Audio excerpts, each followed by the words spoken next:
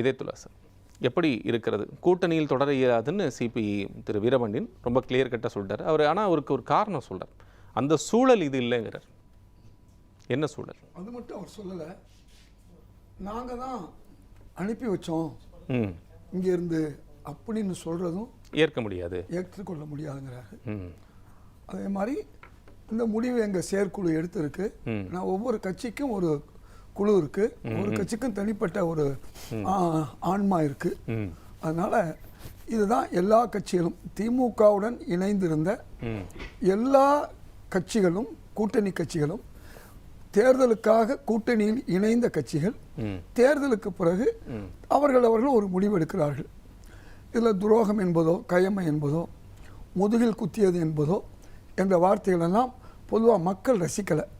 உங்களுக்கு நன்றாக தெரியும், ஒரு கட்சியை எவ்வளவு ஆதரவு இருக்கோ அதுக்கு தகுந்த மாதிரி தான் அவர்களுக்கு இடப்பகிர்வு கொடுப்பாங்க.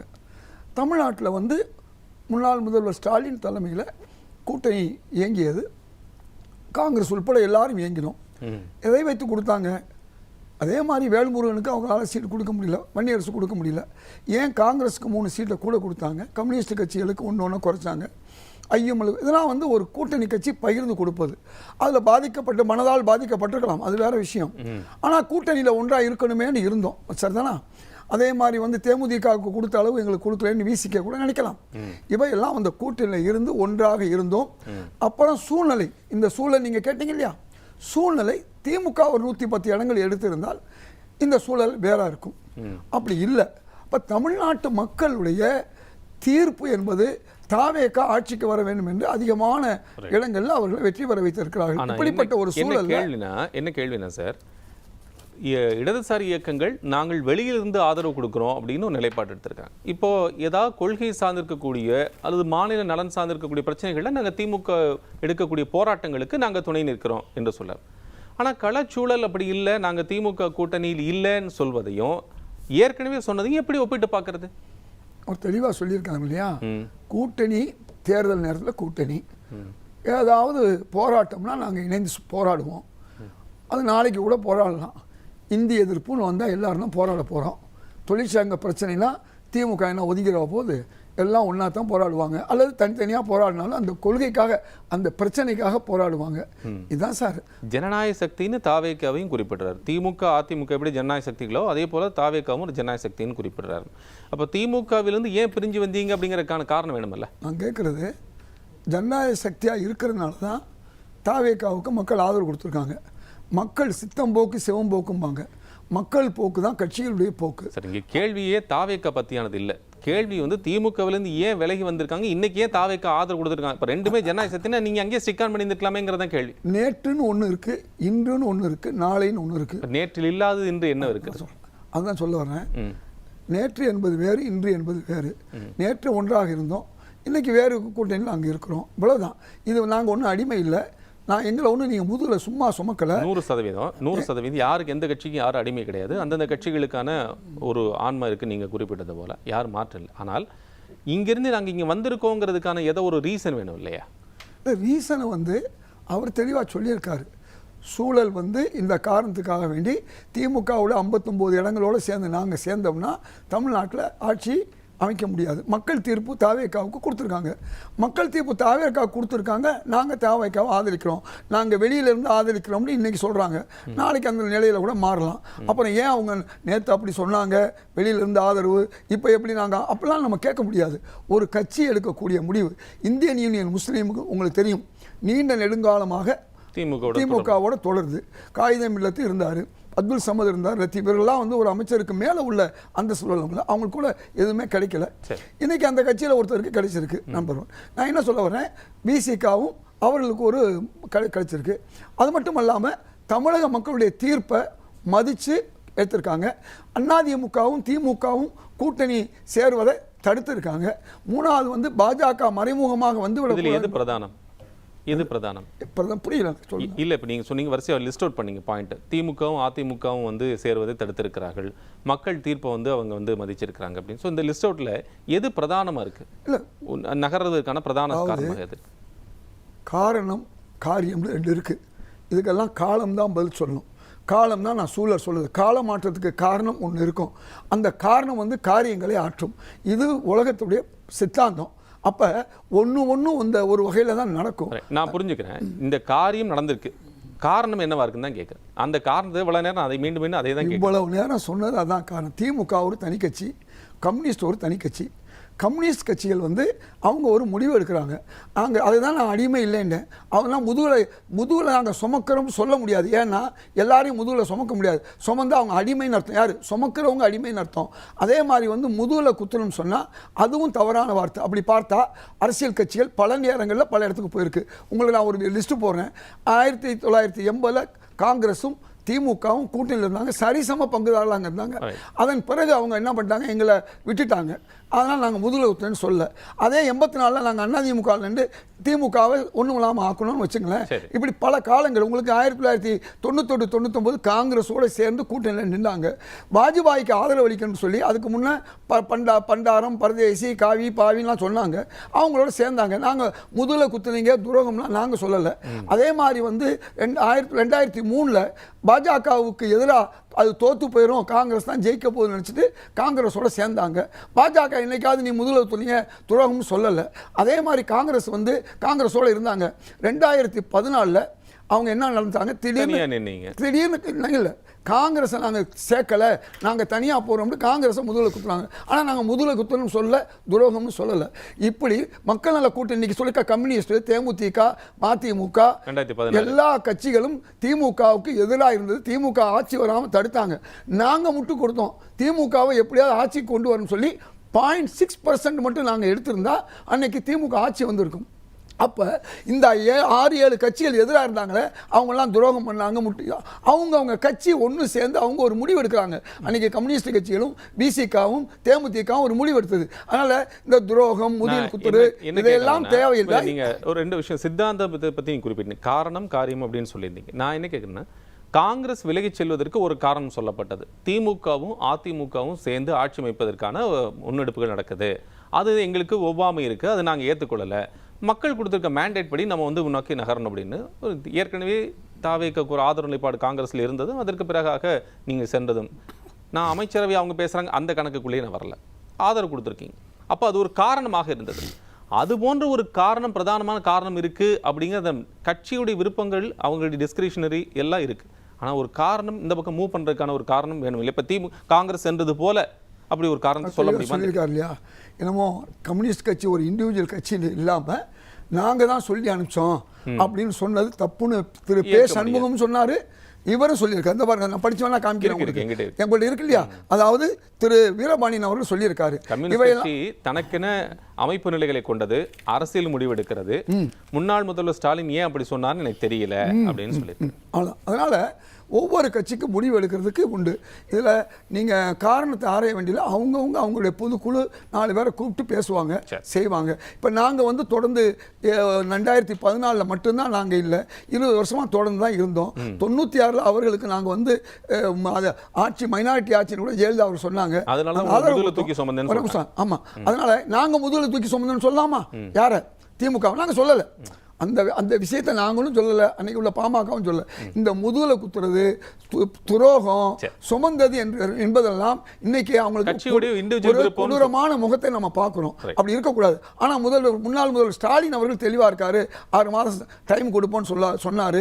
அதனால் நம்ம பாராட்டுறோம். யாருடைய கொடூரமான முகத்தை பார்க்குறீங்க? அந்த 2ஆம் நிலை தலைவர்கள், பேச்சாளர், திமுகவில் பேச்சாளர்கள், அவங்க பூரா இன்னைக்கு வரையும் அந்த தான். நான் என்ன கேட்குறேன், எக்ஸ்ட்ரா லக்கேஜ் தானே இறக்குனா சந்தோஷம்ல படணும். ஏன் இன்னைக்கு எவ்வளோ கடும் கோபத்தில் எல்லா கட்சி மேலேயும் இருக்காங்க? அப்போ காங்கிரஸை வந்து 1 வருஷமா இந்த 25 இடத்த விட்டு குறைக்கிறதுக்காக வேண்டி அவங்களுக்கு தேவையான சில பேச்சாளர்கள் இருக்காங்க. அவங்க மூலமாக காங்கிரஸை அவங்க வந்து எந்த அளவுக்கு கீழே கொண்டு வந்து எங்க 15 இடத்துக்கு தகுதி இல்லை, 10 இடத்துக்கு தகுதி இல்லைன்னா சொன்னாங்க.